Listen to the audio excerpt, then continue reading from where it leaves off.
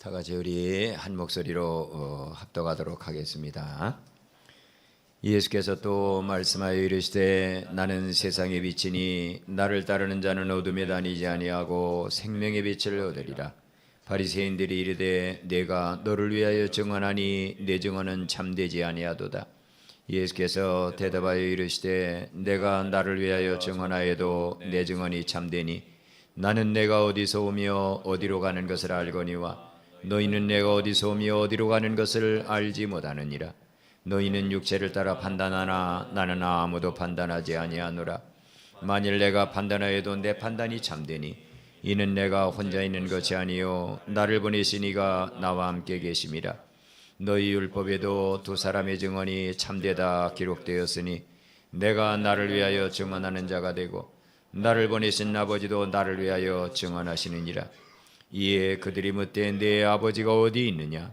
예수께서 대답하시되 너희는 나를 알지 못하고 내 아버지도 알지 못하는도다. 나를 알았더라면 내 아버지도 알았으리라. 이 말씀은 성전에서 가르치실 때에 헌금함 앞에서 하셨으나 잡는 사람이 없으니 이는 그의 때가 아직 이르지 아니하였음이로라. 아멘.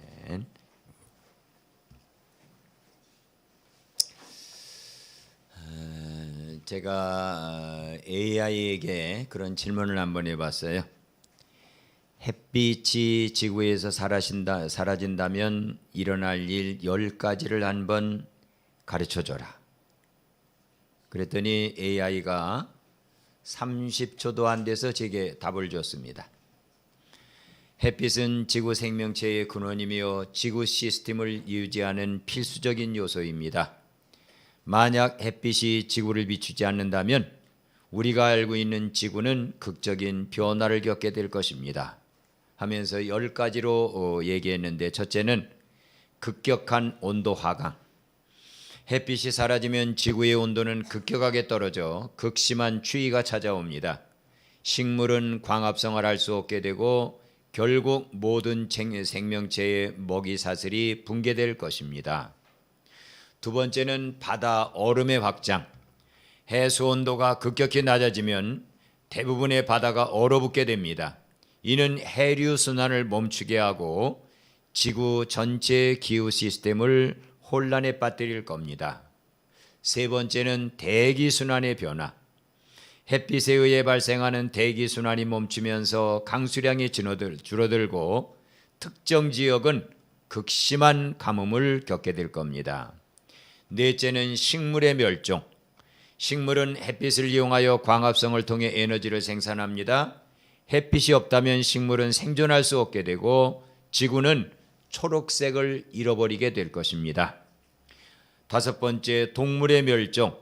식물이 사라지면 초식동물은 먹이를 잃게 되고 이어 육식동물도 먹이 사슬의 붕괴로 인해 생존이 어려워집니다.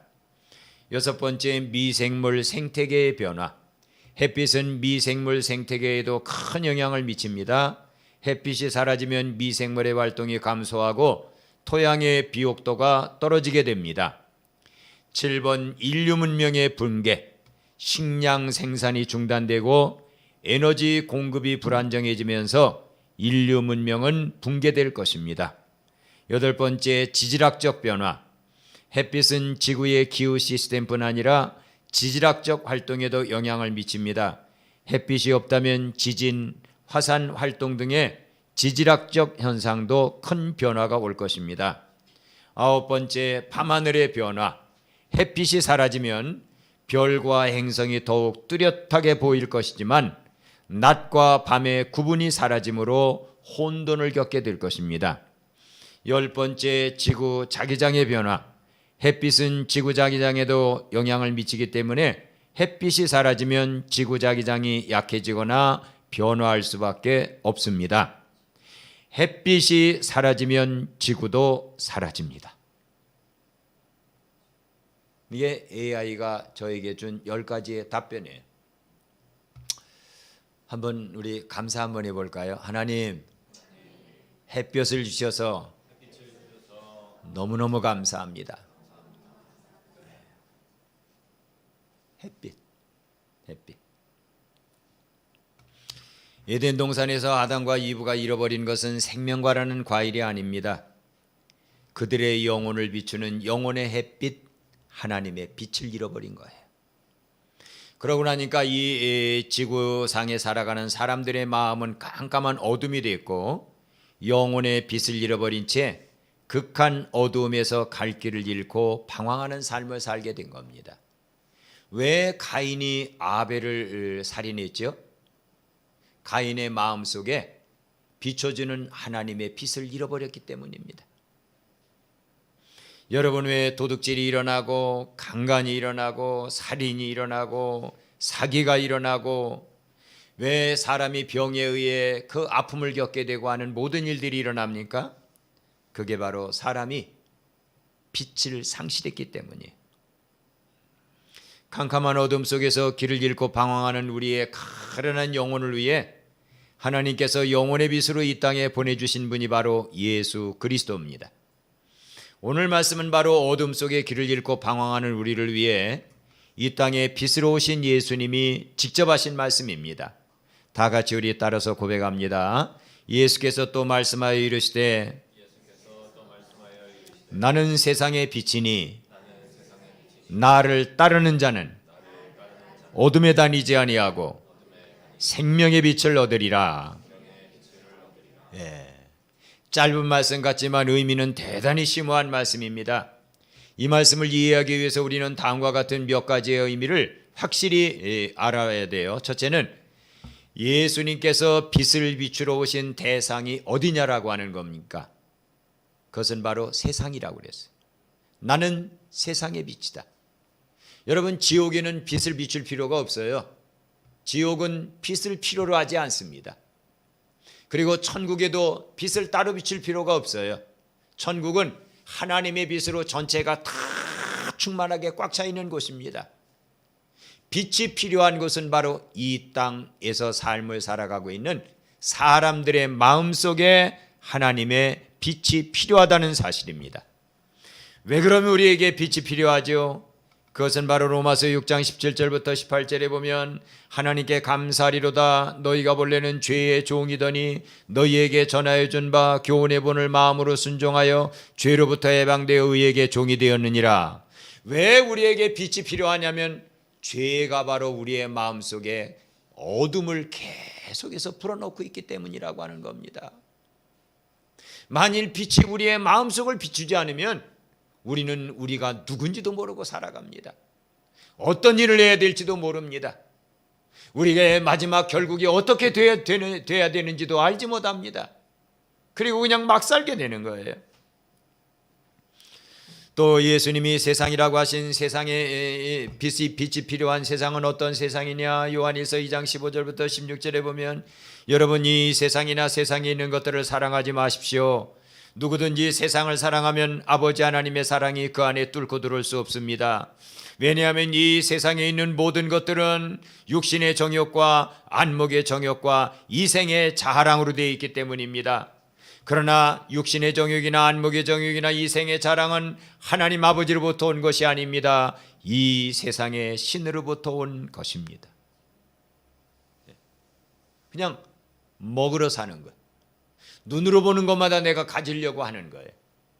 그리고 조금 남보다 내가 조금 더 높이 올라가려고 하는 게 바로 이 세상에 널려있는 육신의 정욕, 안목의 정욕, 이생의 자랑이라는 사실이에요. 예수님은 우리에게 분명히 이렇게 말씀하셨어요. 너희는 무엇을 먹을까, 무엇을 마실까, 무엇을 입을까 염려하지 마라. 이는 다 이방인들이 구하는 것이다. 안 믿는 불신자들은 그거에 목을 메고 산다는 거예요. 그러나 너희 하늘 아버지께서 너희를 아신다. 그러므로 내일 일을 위해 염려하지 말라. 내일 일은 내일이 염려할 것이요 한날의 염려는 그날의 족하다.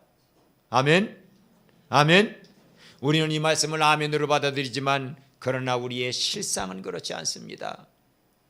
눈 뜨면 뭘 먹어야 되지? 오늘 뭐 해야 되지? 어디 가야 되지? 어떻게 살아야 되지? 예수님 말씀하셨어요. 참새도 그런 거 염려하지 않는다. 참새 2마리가 한 아사리온에 팔리는 게 아니냐? 그러나 너희 아버지께서 허락지 아니하시면 그 한 마리도 땅에 떨어지지 않는다. 그런데 우리의 관심은 무엇을 먹을까? 무엇을 입을까? 무엇을 마실까? 하나님 먹을 거 주세요. 입을 거 주세요. 마실 거 주세요. 쓸 거 주세요. 그게 우리의 전부 아닙니까? 그러기에 그렇게 살아가는 우리에게 빛이 필요하다는 사실입니다. 그러면 오늘 예수님께서 말씀하신 이 세상은 죄로 말미암아 꽉 차고 정욕으로 말미암아 꽉 찬 세상이라고 그랬어요. 거기에 필요한 게 바로 빛입니다. 그것은 어둠이기 때문입니다. 마귀가 이 세상을 지배하는 정욕적이고 죄악된 것을 모두 몰아내는 것이 바로 빛이라는 사실이에요.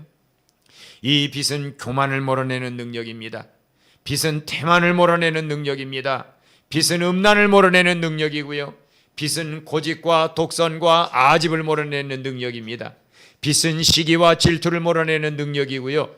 빛은 신경질과 짜증과 원망과 불평과 미움을 몰아내는 능력이고요. 빛은 모든 거짓을 몰아내는 능력입니다. 즉 빛이 오면 이런 어둠이 물러가는 것처럼 예수님의 빛이 오게 되면 이러한 것들이 물러가며 떠나가게 되어 있다는 사실이에요. 그러면 우리는 질문을 하나 해야 돼요. 예수님, 내가 왜 예수님을 믿는데, 빛이신 예수님을 내가 믿고 있는데 왜 내가 자꾸 속에서 신경질이 올라오고 짜증이 올라오죠? 여러분, 햇빛이 아무리 깜깜한 어두움, 밤이 깊어도 햇빛이 딱 떠오르면 모든 어둠은 물러가면서 먼지 하나까지 선명하게 비춰지는 게 햇빛입니다. 예수님의 빛도 마찬가지예요. 예수님의 빛이 우리의 마음속에 100% 비친다면 우리의 마음에 교만이나 대만이나 음란이나 아집이나 시기질투나 짜증이나 불순종이나 원망이나 불평이나 악감정이나 불순종이나 이러한 것들이, 이러한 어둠이 우리 안에 머물 수가 없어요. 왜냐하면 빛이 비치면서 즉각 떠나야 돼. 그런데 왜 우리의 마음속이 이렇게 아직까지도 어떤 때는 짜증에, 어떤 때는 거짓에, 어떤 때는 포악에, 어떤 때는 음란에, 어떤 때는 강한 고집과 독선에 이렇게 사로잡혀 사느냐? 그것은 바로 아무리 빛이 비쳐도요, 암막 커튼을 딱 치는 순간 그 방은 깜깜합니다. 우리가 하나님과 우리 사이에 암막 커튼을 딱 쳐버리기 때문이에요. 그 암막 커튼이 뭔지 압니까? 그게 자존심입니다. 그게 예수님이 말씀하신 자기예요.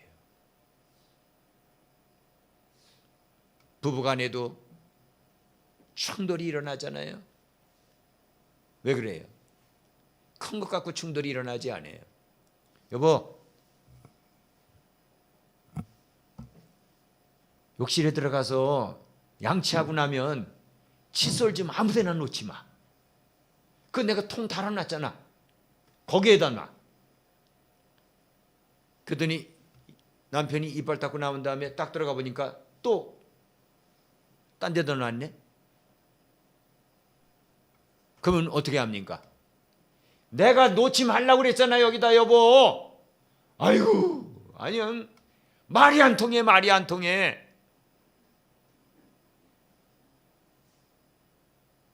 왜 그러죠? 나를 만족시켜야 되는데 왜 내 욕을 안 들어주느냐, 이거예요. 여러분, 그 칫솔을 세면대에다 놓던지 아니면 변기 앞에다가 놓던지 본인이 편하게 놨다가 쓰면 무슨 상관이 있습니까? 내가 하라는 대로 해야 된다, 이거예요. 샤워한다면 벽 좀 닦고 나오라고 그랬지. 아휴, 40년 이상 내가 닦아줘. 내가 식모야. 턱 나옵니다. 왜 그러죠? 그게 우리 자아예요. 그게 우리 자존심이에요. 그 암막 커튼을 딱 세워놓고 그 암막 커튼이 10%의 빛만 받아들이면 10%의 예수님 빛만 내게 비치는 거예요. 50%를 차단하는 암막 커튼, 내 자존심이 그렇게 50%라면 50%밖에는 예수님은 내 안에 빛을 비출 수 없어요. 그러면 예수님 안마 커튼을 확 열어버리는 게 뭡니까? 그게 회개예요. 하나님, 남편은 아내의 머리라고 그랬는데 내가 남편을 향해서 또 칫솔 엉뚱한 데다 놨다고 큰 소리를 쳤습니다. 하나님, 다시는 그렇게 내가 남편 가슴을 아프게 하지 않겠습니다 하고 안마 커튼을 확 열었어요. 그런데 그 다음날 보니까 칫솔을 변기 위에 놨네. 그러면 또 그게 팍 올라와요. 그러면 또 안마 커튼을 딱 치는 거예요. 이번만은 내가 한 소리 내가 해야 되겠다.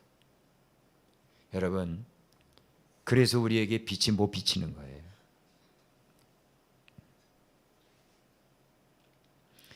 예수님이 오신 목적은 바로 이런 어둠을 우리 안에서 몰아내고 하나님께서 빛으로 이 세상을 다시 지배할 수 있는 그런 나라를 세우러 오신 겁니다. 그러기에 어둠의 지배자인 사단과 그의 어둠을 추종하고 따라가는 무리들과의 충돌은 불가피한 거예요.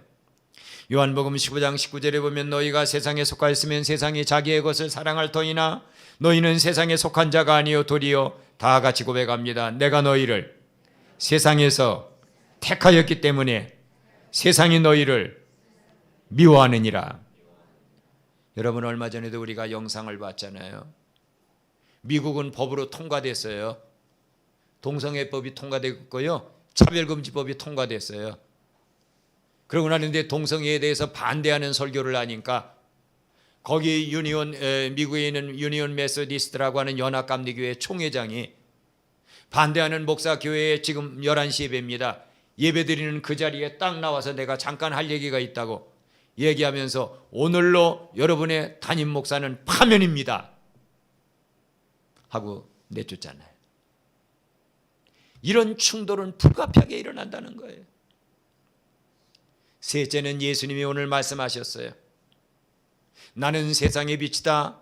나를 따르는 자는 어둠에 거하지 아니하고 무슨 빛을 얻으리라? 그냥 빛을 얻는다고 하지 아니했어요. 생명의 빛을 얻으리라 그랬어요. 이는 영원히 죽을 수밖에 없고 어떤 어두움도 영원히 죽을 수밖에 없고 어떤 어두움도 결코 근접할 수 없는 하나님의 생명을 가리키는 말입니다. 하나님의 생명의 빛을 가진 영혼은 예수님처럼 세상의 어둠을 비추는 강한 능력을 소유하게 되어 그 자신이 결코 마귀의 어떤 능력에 의해 파괴되지도 않는 영원한 부활의 능력을 가지고 살게 됩니다. 그래서 예수님은 이렇게 말씀하셨어요. 나는 부활이요 생명이니 나를 믿는 자는 죽어도 살겠고 무릇 살아서 나를 믿는 자는 영원히 죽지 아니하리라. 여러분, 예수님이 먼저 나는 부활이요 라고 하는 말을 앞에 딱 접두사로 쓰고 계세요. 여기에 부활이라는 말은 사람이 죽지 않은 사람에게 부활은 필요 없습니다. 그렇다면 예수님이 나는 생명이다 말하기 전에 나는 부활이요 생명이다 이렇게 말하시는 이유가 있어요. 그건 어떤 이유인지 아세요? 바로 예수님이 내가 부활이다라고 말하는 것은 너희가 나를 믿고 내 빛을 따르려고 열심히 쫓아와도 사단은 너희를 가만히 안 두고 너희를 죽일 것이라는 거예요. 그러나 사단이 너희의 마음을 틈타서 너희를 순간순간 죽인다 할지라도 나는 너희를 다시 살려낼 수 있는 뭐다? 부활이다. 우리는요, 사단을 따라 살다가 어떤 때는 교만 때문에 죽습니다. 어떤 때는 시기 질투하느라고 죽어요. 어떤 때는요, 남을 미워하고 막 마음속에 판단하느라고 예수 그리스도의 성령을 내 안에서 죽여버립니다.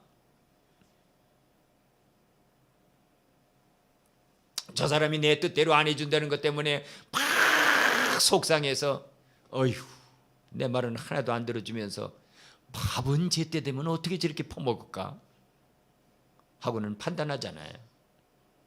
그때는 우리가 죽어 있는 거예요.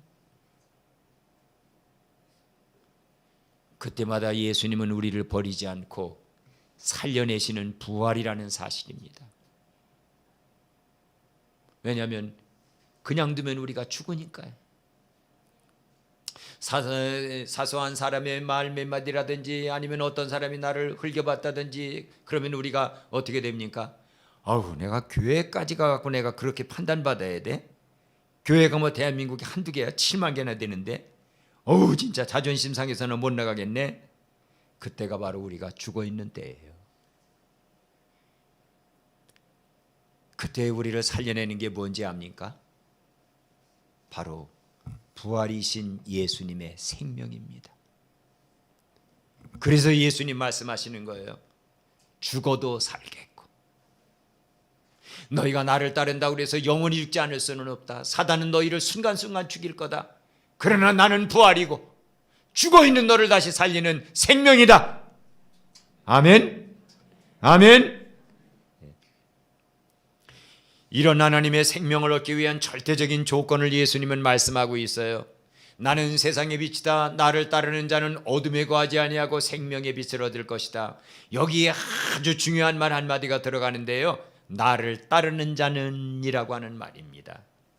여기에 나를 따르는 자라고 하는 말은 아콜루손이라고 하는 말인데, 이 아콜루손이라고 하는 말은 그냥 멀찍이 뒤에서 예수님 앞에 가세요, 내 예수님이 온 일 보고 나도 따라갈게요 하고 뒤쫓아가는 게 아니라, 아콜루손이라고 하는 말은 발자국을 맞추어서 같이 간다는 얘기예요. 예수님 앞에 가고 내가 뒤쫓아가는 게 아닙니다. 나를 따르는 자는이라고 하는 말은, 아콜레오라고 하는 말은 한 발짝, 예수님이 한 발짝 갈 때 나도 한 발짝 가고, 예수님이 두 발짝 가면 나도 두 발짝 가고, 예수님과 이렇게 발에 보조를 맞춰서 걸어간다는 뜻입니다. 그렇게 하는 자는 끝내 아버지의 광명한 생명의 빛에 다다르게 된다는 사실입니다. 할렐루야, 할렐루야. 이제까지 자신이 가지고 살던 가치관과 말과 생각과 감정과 의지와 마음을 전부 버리고 언제나 예수님의 것을 자신의 것으로 취하여 예수님과 함께 동행하는 삶을 산다는 것입니다. 창세기 6장에도 보면 노아는 당세 의인이요 완전한 자라 그가 하나님과 아콜루손 동행했으며, 또한 창세기 5장 23절에도 보면 에녹은 65세에 무드셀라를 낳고 300년을 하나님과 아콜루손 동행했으며, 이렇게 돼 있어요. 이게 예수님을 따라가는 거예요. 한 걸음 한 걸음 주 예수와 함께 날마다 나는 걸어가리. 그렇게 하는 자는 생명의 빛에 나아간다는 겁니다. 빌립보서 3장 7절부터 9절에 보면 사도 바울이 생명의 빛에 나아가기 전에 어떻게 했는지 나옵니다. 여러분 잘 들으십시오. 나는 무엇이든지 내게 유익하다고 생각하는 것들을 그리스도를 위해 다 해로 여기게 됐습니다. 또한 나는 모든 것들을 전부 다 내게 필요 없는 것들이나 하고 내 뒤로 물려버리기 시작했습니다. 왜 그런지 아십니까? 내 주 예수 그리스도를 알면 알수록, 그분을 알면 알아갈수록 그분을 아는 지식이 너무나도 고상하다는 걸 나는 알았기 때문입니다. 그러기에 나는 그분을 위해 모든 것을 잃어버렸습니다. 그리고 내가 알던 모든 것들, 내가 가지고 있던 모든 것들을 배설물로 나는 전부 버렸습니다. 다시 표현하면, 내가 회개 안으로 열어놨던 암막 커튼, 내 자존심이 상하면 즉시 다시 암막 커튼을 딱 치고, 예수님 여기까지만 들으세요, 더 이상 들으면 내가 가만 안 둡니다 하더니 암막 커튼을 나는 다 배설물로 찢어 버렸다는 거예요. 여러분, 그럴 용기가 우리에게 있나요?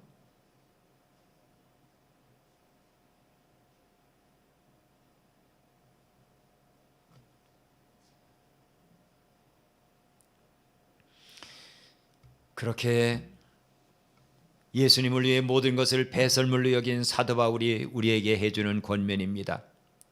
에베소 5장 8절과 9절에 보면 여러분은 전에는 깜깜한 어두운 가운데 살던 사람들 아닙니까? 그러나 이제는 주님 안에서 여러분은 빛이 되었습니다. 그러기에 여러분은 빛의 자녀들처럼 살아야 합니다. 빛의 열매가 뭔지 압니까? 예수님처럼 착한 것입니다. 예수님처럼 의로운 것입니다. 그리고 예수님처럼 진실한 것입니다.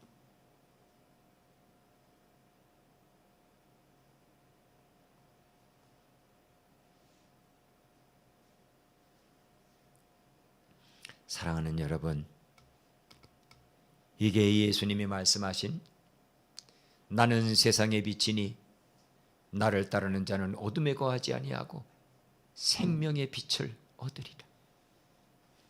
이 사람은요, 가만히 있어도 빛입니다. 왜냐하면 교만한 사람들이 겸손한 그 사람의 모습을 보면 뉘우치기 때문에,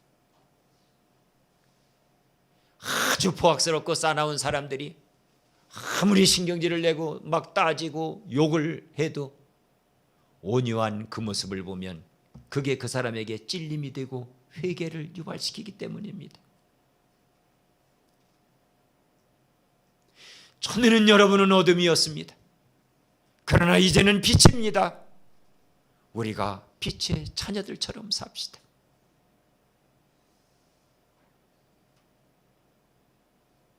오늘 아침에도 저는 새벽에 일어나서 묵상을 하면서 가슴이 아팠어. 왜냐하면 나는 예수님처럼 온유하지 못하구나.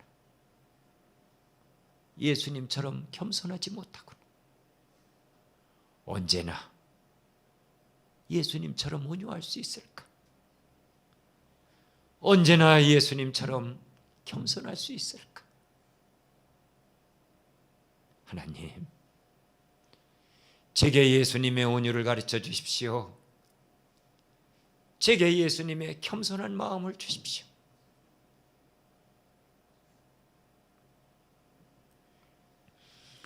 그리고 나서 예수님은 말씀합니다. 바리새인들이 이르되 내가 너를 위하여 증언하니 내 증언은 참되지 아니하도다. 예수께서 대답하여 이르시되 내가 나를 위하여 증언하여도 내 증언이 참되니 나는 내가 어디서 오며 어디로 가는 것을 알거니와 너희는 내가 어디서 오며 어디로 가는 것을 알지 못하느니라. 너희는 육체를 따라 판단하나 나는 아무도 판단하지 아니하노라.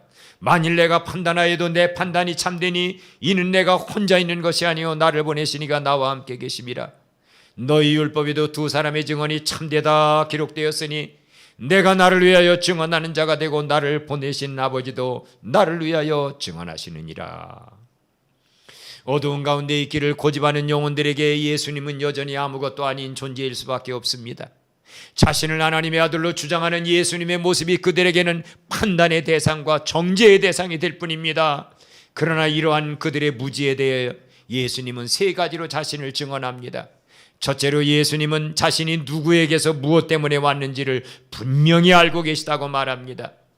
이 세상의 모든 사람이 예수님을 대적하 일어나 반대할지라도 하나님께로부터 보냄을 받았다는 사실, 그리고 이 세상에서의 사명을 완수하고 나면 다시 아버지의 보좌를 향해 올라갈 것이라는 확실한 진실에 예수님은 굳게 서 있는 것입니다. 그러나 하나님의 심오한 섭리를 보는 눈이 멀어버린 유대인들은 그들의 무지가닥에 사람이 되어 걸어다니시는 하나님을 지금 알아보지 못하고 있는 겁니다. 하나님이 걸어다니는데 알아보질 못해요. 하나님이 걸어다니시는데.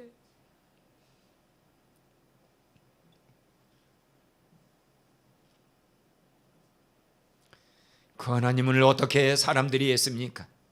예수께서 12제자를 들이시고 이르시되 보라 우리가 예루살렘으로 올라가니 선지자들을 통하여 기록된 모든 것이 인자에게 응하리라. 인자가 이방인들에게 넘겨 희롱을 당하고 능욕을 당하고 침뱉음을 당하겠으며 그들은 채찍질하고 그를 죽일 것이나 그는 3일 만에 살아나리라. 나를 죽일 듯이 달려들어도 예수님은 흔들리지 않습니다. 왜냐? 아버지가 나를 보냈어요. 나는 여기서 죽어도 내 사명을 끝내야 됩니다. 내가 죽어야만 살아나고 살아나야만 죄인들을 살릴 수 있습니다.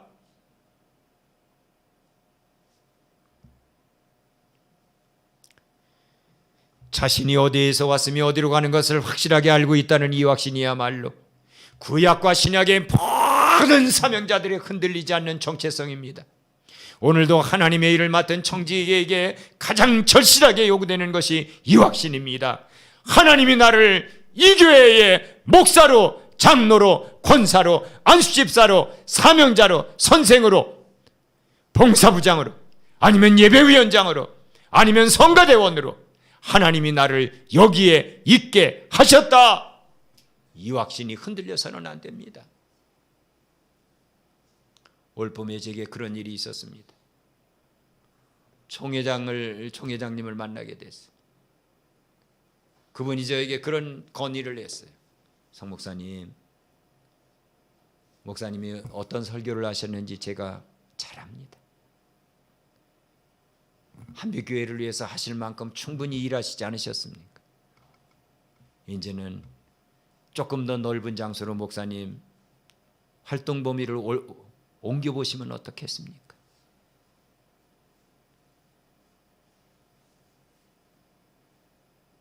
$500만 이상 생활비를 보장해 드릴 거고요. 목사님이 그곳에 가시게 되면 그곳에 찾아오는 많은 분들에게 하루에도 몇백 명씩 그곳을 찾아오게 되니까 목사님이 하시고자 하는 그 절박한 메시지를 마음껏 증거할 수 있습니다. 목사님, 보름간 시간을 드리겠습니다. 결정해 주세요.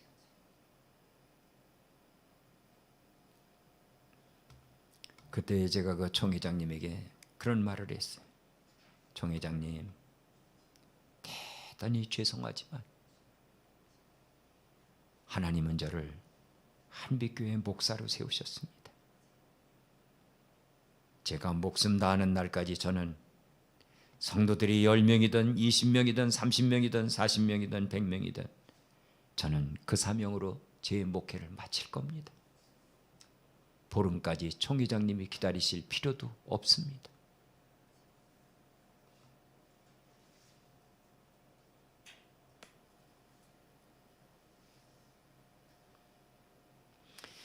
사도 바울은 갈라디아서 1장 1절에서 그렇게 고백합니다. 사람들에게 난 것도 아니요 사람으로 말미암은 것도 아니요 오직 예수 그리스도와 그를 죽은 자 가운데 살리신 하나님 아버지로 말미암아 사도된 바울은 사람들에게 난 것도 아니요 사람으로 말미암은 것도 아니요 오직 예수 그리스도와 죽은 자 가운데서 그를 살리신 하나님 아버지로 말미암아 한빛교회 목사된 나는 사람들에게서 난 것도 아니요 사람으로 말미암은 것도 아니요 오직 예수 그리스도와 그를 죽은 자 가운데 살리신 하나님 아버지로 말미암아 한빛교회 권사가 되고 장로가 되고 집사가 되고 교사가 되고 성가대원이 되고 봉사부장이 되고 예배위원장이 된 나는 이렇게 말할 수 있어야 됩니다.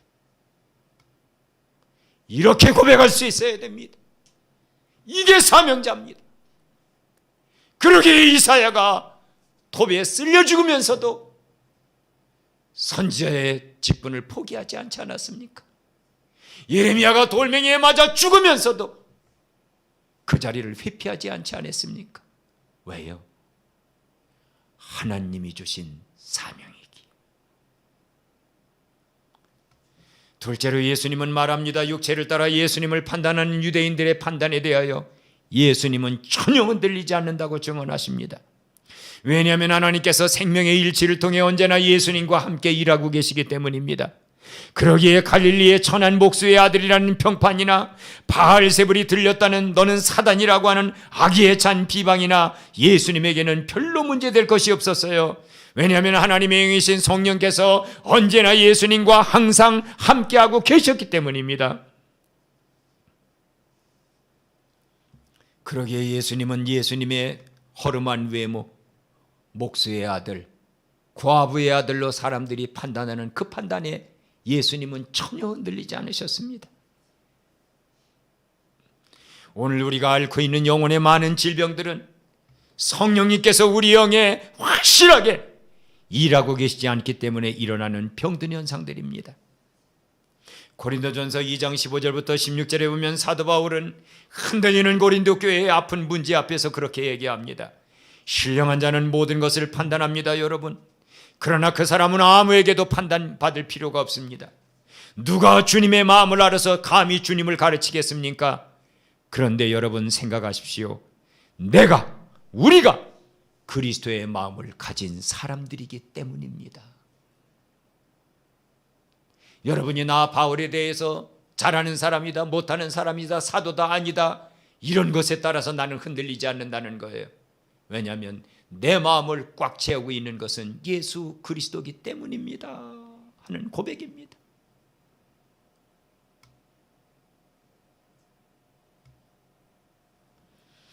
이제 우리는 어리석은 유대인들처럼 육신적인 외모로 사람을 판단하고 평가하는 어리석음을 버리고 영적인 시각으로 개개인을 판단하는 영적인 분별력을 가지고 살아야 합니다. 하나님 앞에 영원한 중요성을 가진 것은 바로 그 육신 안에 있는 영혼의 모습이기 때문입니다. 육적인 시각으로 사람을 판단하여 엄청난 죄를 사도 바울도 저질렀어요. 예수님을 십자가에 못 박아 죽을 때, 스데반 집사님을 십자가에 돌멩이 맞아 쳐 죽일 때 그는 그 자리에서 그들을 선동해서 죽이는 선동자가 됐기 때문입니다. 바울은 이렇게 고백합니다. 여러분, 우리가 이제부터는 어떤 분도 어떤 사람도 육체를 따라 알아서는 안 됩니다. 나도 예전에는 그리스도를 육체를 따라 알고 있었습니다. 그러나 이제부터는 내가 그분을 그렇게 알지 않습니다.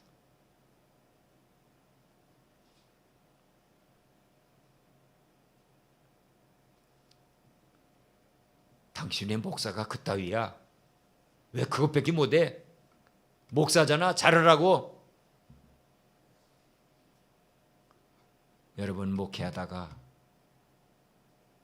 사모님도 뺨도 맞아본 적이 있었습니다. 입에 담을 수 없는 욕설을 저도 듣고 사모님도 많이 들었습니다. 그러면서도 오늘까지 이 자리를 왜 지키는지 아십니까? 그것은 하나님이 내게 이 자리에 있으라고 말씀하셨기 때문입니다. 여러분도 그렇게 교회를 지킬 줄 아는 사람들입니까?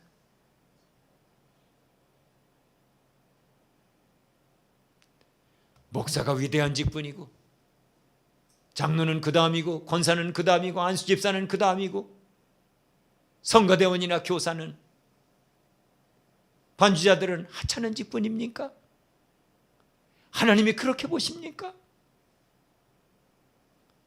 아닙니다. 아닙니다. 여러분, 빗자루 수사라는 영화를 제가 옛날에 여러분에게 들려드렸어요. 그분은 수도원에서 딴 일을 하지 않습니다. 청소만 합니다. 일생을 설거지만 합니다. 같은 수도사들이 그에게 얘기합니다. 야, 설거지 빨리 해. 바깥에 낙엽 떨어져서 빨리 쓸어. 그는 그 직책을 얼마나 귀하게 알고 일생을 거기에 못 바쳤는지 모릅니다. 그런데 설거지나 하는, 빗자루질이나 하는 그 수사를 통해 하나님은 놀라운 일을 하셨습니다. 하루는 어떤 애기 엄마가 펄펄 열이 나는 아이를 끌고 막 수도원으로 달려옵니다. 수도사님들 기도를 해주세요. 우리 아이가 죽어가요. 그때 빗자루를 바깥을 쓸던 빗자루 수사가, 아이고, 애가 많이 아픕니까? 제품에 잠깐만 아이를 안겨주시겠어요? 그 아이를 빗자루 쓸던 그 수사가 그 아이를 품에 안고 딱 한마디를 합니다. 예수님, 이 아이에게는 예수님의 만져주심이 필요합니다. 그리고 그 아이를 그 어머니 품에 안겨줬을 때 펄펄 끓던 몸의 열은 어디로 완전히 사라져버렸습니다.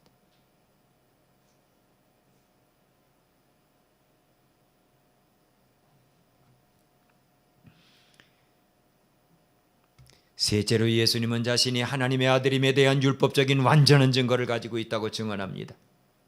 율법은 한 사람의 증거만으로는 그 증거를 인정하지 않습니다. 그러나 성령에 이른 둘이나 세 사람의 증거가 있다면 그 증거는 부인할 수 없는 진실함으로 인정이 됩니다. 유대인들은 예수님에게 네가 하나님의 아들 되는 증거를 내놔라 그랬어요. 그랬더니 예수님이 그렇게 말씀하십니다. 양심적으로 거리낌이 없는 내가 하나님의 아들임을 증언하고 나뿐만 아니라 나를 보내신 아버지도 나를 증언한다. 마태복음 1장 11절에 보면 하늘로부터 소리가 나기를 너는 내 사랑하는 아들이라 내가 너를 기뻐하노라 하시니라. 마가복음 9장 7절에 보면 마침 구름이 와서 그들을 덮으며 구름 속에서 소리가 나되 이는 내 사랑하는 아들이니 너희는 그의 말을 들으라 하는지라. 여러분, 하나님이 나를 알고 계시면 사람이 무슨 말을 하든 무슨 관계가 있습니까?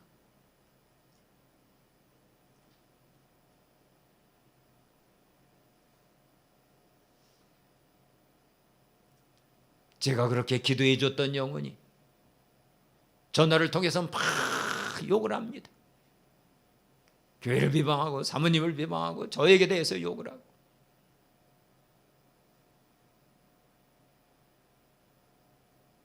전화를 끊고 기도의 자리에 앉았을 때 딱 한마디가 저를 일으킵니다. 얘야, 내가 너를 잘 안다. 그거면 족하지 않습니까? 하나님이 아신다는데.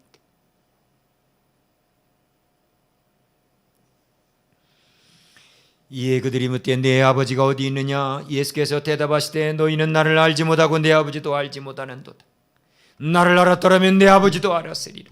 이 말씀은 성전에서 가르치실 때 헌금함 앞에서 하셨으나 잡는 사람이 없으니 이는 그의 때가 아직 이르지 아니하였음이로라. 내 아버지가 어디 있느냐라고 묻는 말은 내 아버지는 목수하다가 죽었어. 근데 너 정신 나간 소리 하지 말고 네 아버지가 어디 있냐? 네 아버지는 목수하다 죽었는데 그 말이에요. 강한 거부의사를 나타내는 말이죠. 예수님은 하늘에서 예수님을 이 땅에 보내신 하나님을 말하는데 여전히 육신의 것 밖에는 본론이 열려져 있지 않은 유대인들은 예수님께서 그의 육신의 아버지 요셉을 말하는 줄로 알고 있었습니다. 그들은 완전히 눈이 어두워져 그들 앞에 드러난 하나님의 영광을 대변하고 있는 하나님의 아들로서 예수님을 보지 못하고 죽이려고 하는 겁니다. 그러나 예수님이 아직 죽을 때는 오지 않았습니다. 왜냐하면 하나님이 정한 그 시간이 오지 않았기 때문입니다. 여기에 예수님의 담대함이 있습니다. 여기에 우리의 담대함이 있습니다. 온 세상이 다 일어나서 내 한 사람을 죽이려 한다 할지라도 내 머리카락 하나도 내 목숨 하나도 하나님의 손에 있지 그들의 손이 있지 않다는 사실입니다. 이걸 깨달은 분이 주기철 목사님입니다. 총회에서 신사참배법을 우상숭배가 아니라고 통과시켰어요. 그리고 주일날 아침에 오면 어떻게 한지 아세요? 일본 국가가 울려 퍼집니다. 그러면 일본 국가가 울려 퍼질 때 일본인은 신사 동경을 향해서 3번 요배를 합니다. 요배를 해요, 이렇게. 그리고 나서 딱 돌아서서 여러분 묵도하시겠습니다 하고 예배를 인도했습니다. 그때의 주기철 목사님은 아닙니다. 아닙니다, 여러분. 나는 결코 그렇게 할 수 없습니다.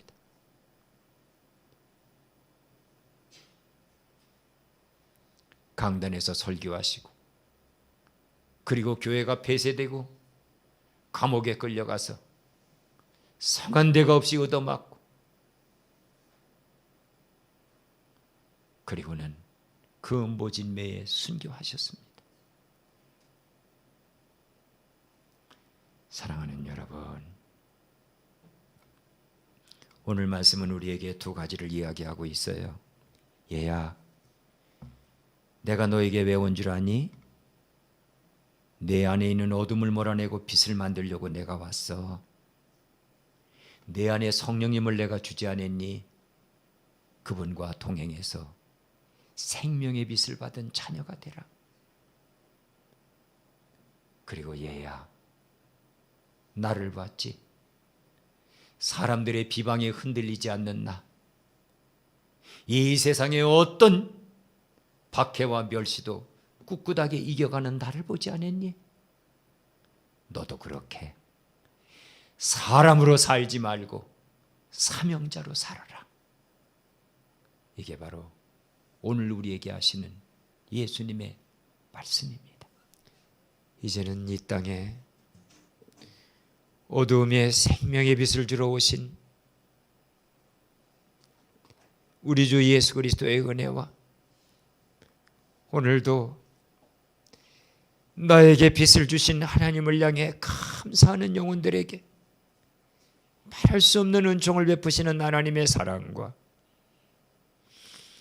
오늘도 우리의 심령 깊은 곳에서 얘야 힘들어도 빛으로 나아가자고, 절망에 주저앉아 있지 말고 일어나 생명 되신 주님을 붙잡으라고,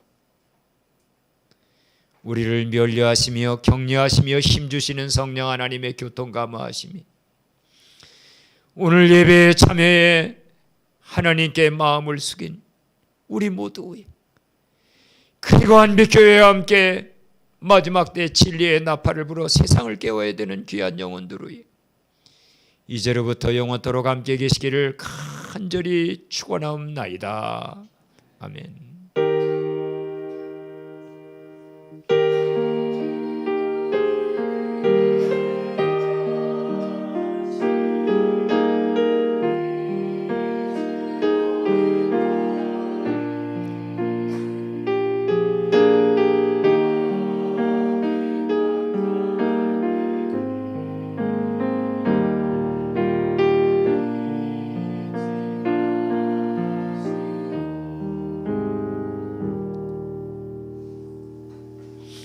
아멘. 예배를 마칩니다. 우리